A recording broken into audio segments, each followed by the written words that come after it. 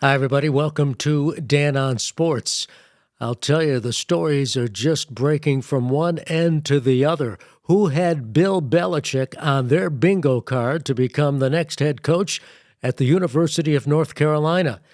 But there are numerous stories out there saying it's a done deal. The Athletic is reporting it is not a done deal, that Belichick and the Tar Heels are still in negotiations. But just the fact that Belichick has come this close to becoming a college coach for the first time in his career is quite a story.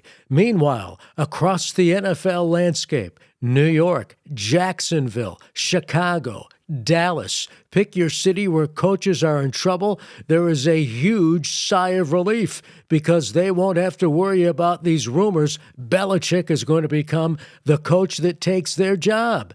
It's just an incredible story that, as I said, nothing official yet, but there are some on social media who are saying it's a done deal. It's a done deal. Belichick is going to become the next football coach at the University of North Carolina.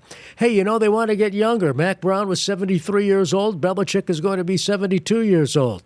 But we all know Bill thinks young. I'll leave it at that. Nevertheless, that is the big story right now. Rumors running rampant that Bill, if by the time you watch this video or listen to this podcast, he might have been named the coach at the University of North Carolina. Good for him. Maybe he wants a new challenge. Maybe he doesn't want the rigors of coaching at the NFL level anymore. Although some would say it's more difficult being a college coach at a major university than it is in the NFL from the recruiting aspect.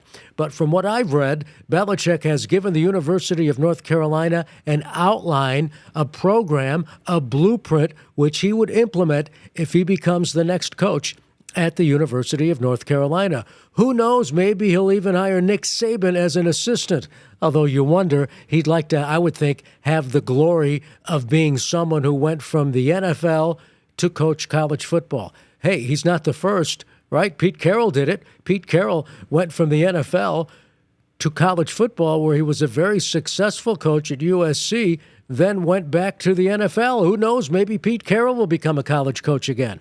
The other thing you have to ask yourself, Belichick is well connected. We know that. Well connected with the NFL.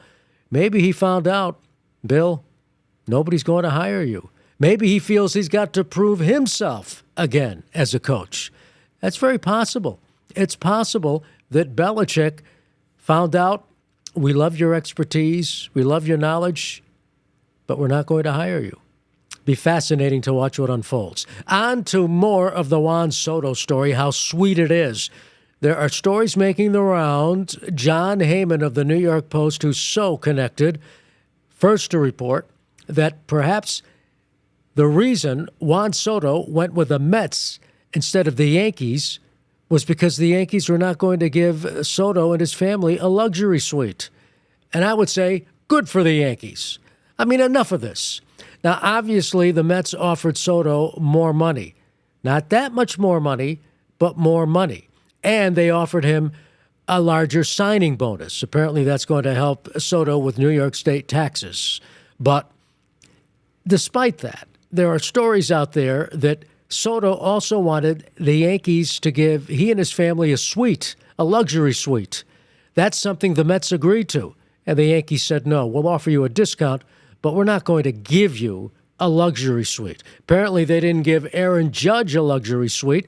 Judge has to buy his luxury suite at Yankee Stadium, and even Derek Jeter never got that kind of a break. So the Yankees are not about to offer that to Juan Soto, and I say good for the Yankees. I mean, Soto, I understand with Juan Soto, it was all about the money. I don't have a problem with that. With him, it was always about the money, and the Yankees fans should have realized that. The Yankees realized it, but some of their fans have been unwilling to accept that it was all about the money.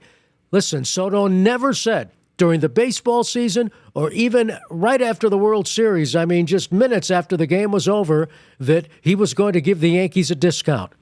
He never said, well, the Yankees will always have even the last chance. Although from what I'm reading, they were given the opportunity to top the Mets offer. He never said that. He always said he was going to let his free agency play out.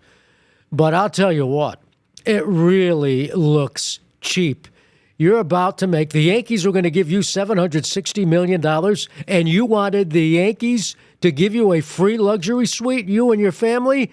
Come on. Whether that was Soto or Scott Boras, I don't know.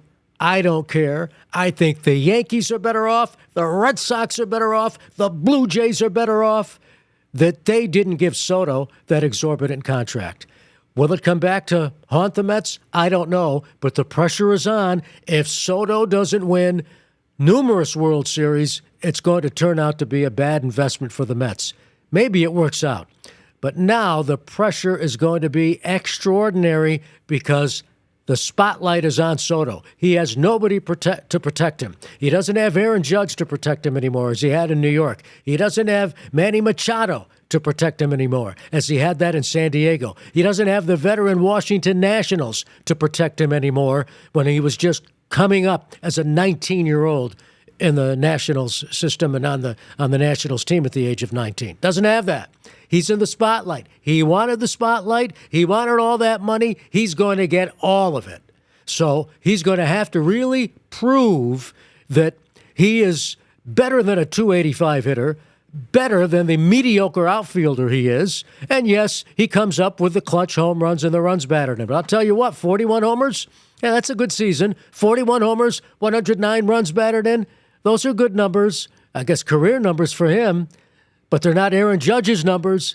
In fact, they're not even close to Aaron Judge's numbers. So now we're going to see. Stephen Cohen has outlined this great, he and his wife, this great scenario for Soto. We'll see if it happens. He had a right to seek all that money. He got all that money. Now it's going to prove it because he will learn in a hurry. If he can't, those New York fans will turn on him in a New York minute. So just a wild sports day as we put this podcast and video together. Nuts. Belichick to the University of North Carolina. Maybe. Stories are making the rounds. And a luxury suite, might have cost the New York Yankees Juan Soto. Hey, if that's what it took to finally land Soto after all the money the Yankees were going to give Soto, take a hike. Take your game to the Mets. Take all that money, and you got a free luxury suite too. Good luck to you. That's going to do it for Dan on Sports. As always, thanks for watching and listening, and be sure to subscribe to my newsletter, sportscasterdan.com, and you can also buy a paid subscription if you would like. It really helps the newsletter and really helps the podcast. But as always, thanks for your support.